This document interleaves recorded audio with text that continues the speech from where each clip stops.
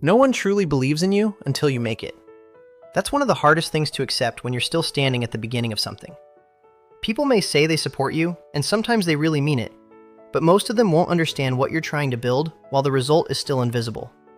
They can't see the long nights where you keep thinking about the same idea. They can't see the fear you carry when you're moving forward without proof, without applause, without anyone giving you permission to believe that what you're doing might actually become something. That's why the journey often feels lonely. Not because there's literally nobody around you, but because the part of you that's trying to become more than what people currently see is something you have to carry by yourself first. You may be surrounded by people who know your name and ask what you're doing, but when you try to explain the thing you want to build, or the risk you're thinking about taking, most of them only see the gap between where you are now and where you say you want to go. They don't see the vision, they see the distance, they see the uncertainty, they see the chance that you might fail. And that's normal, but it's still painful. It's painful when people disregard your effort because there's no result yet. It's painful when they smile politely, but you can feel they don't really believe a word you're saying. It's painful when someone asks what you're doing, not because they want to understand, but because they want to measure whether you're still struggling. Sometimes they're worried, sometimes they're projecting their own fear. And sometimes, if we're being honest, some people are quietly waiting to see you fail, because your attempt reminds them of something they never had the courage to try. This is the part most motivational speeches try to soften too much. Most people don't care about the journey first, they care about the result. If the result is bad, the journey was a mistake.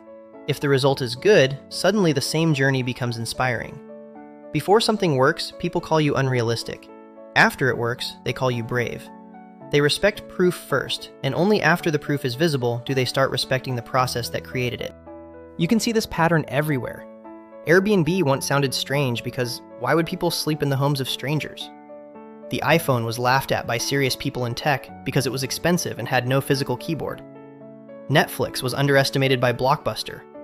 Canva was rejected again and again before it became a massive platform. The details are different, but the pattern is the same. When the proof isn't there yet, people doubt the idea. When the result becomes undeniable, people turn the struggle into a legend. So you can't wait for everyone to believe in you before you move. If you need applause before action, you'll stay frozen.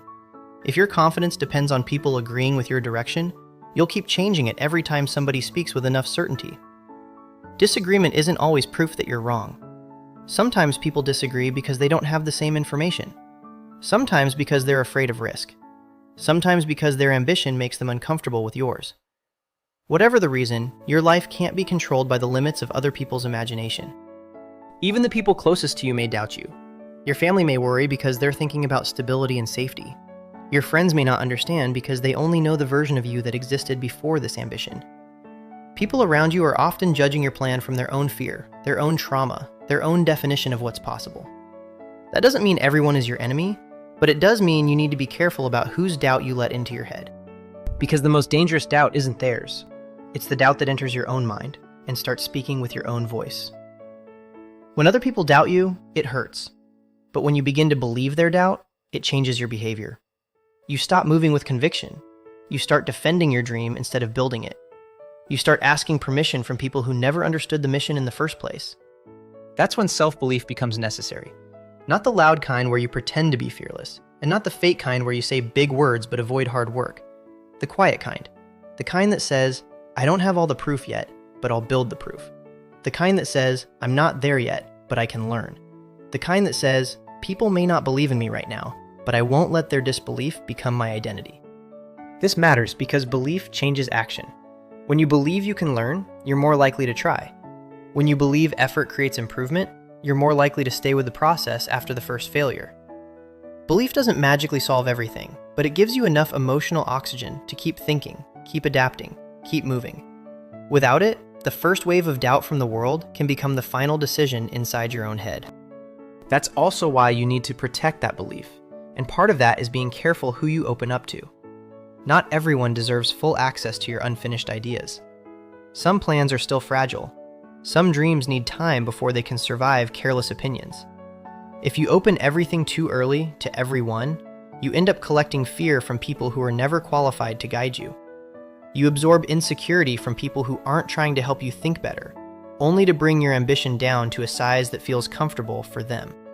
This doesn't mean isolating yourself or rejecting all advice. You still need feedback. You still need people who can challenge your blind spots. But there's a difference between useful feedback and destructive noise. Useful feedback makes the idea sharper. Destructive noise makes you smaller. So learn to share in layers. Some people get the full idea because they've earned your trust. Some people only get the surface.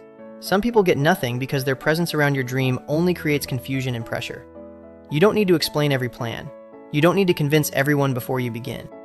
At the same time, believing in yourself doesn't mean becoming blind. Confidence is powerful, but overconfidence can destroy you. There's a difference between trusting your potential and pretending reality doesn't exist. Don't fall into main character syndrome and believe the world is required to reward you just because you suffered or wanted something badly enough. The world doesn't owe your dream a happy ending. You still have to earn the result through action, learning, judgment, and timing. So push your limits, but understand them. Not every obstacle can be hurdled today.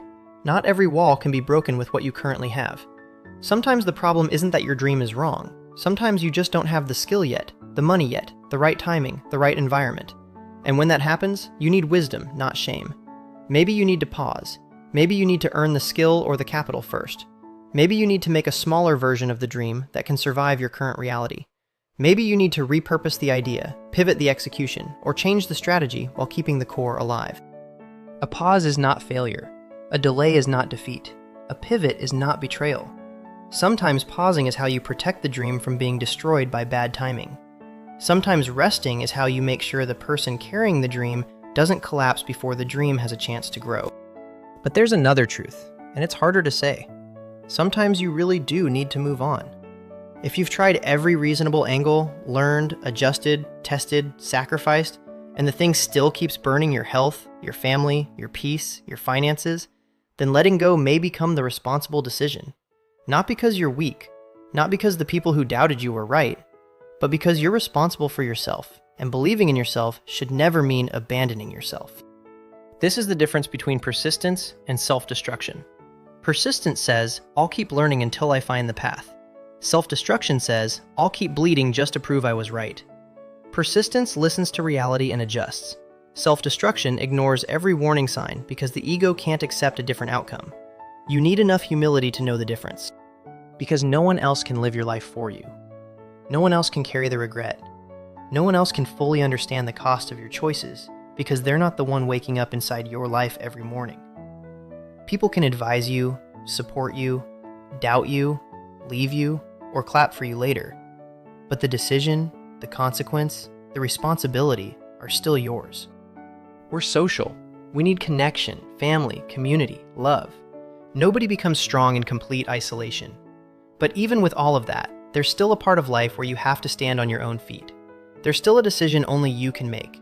There's still a fear only you can walk through. And that's the point. You learn to stand on your own so your confidence isn't rented from other people's approval. So one negative comment doesn't erase months of work. So their doubt, their absence, their misunderstanding doesn't destroy you. And when you become strong enough to stand on your own, you become strong enough to help others stand too. Your family, your friends, the people who stood beside you when things weren't impressive yet. So stop waiting for everyone to believe in you before you begin. Stop handing your unfinished dream to every person who asks what you're doing. Stop letting casual doubt become a serious injury.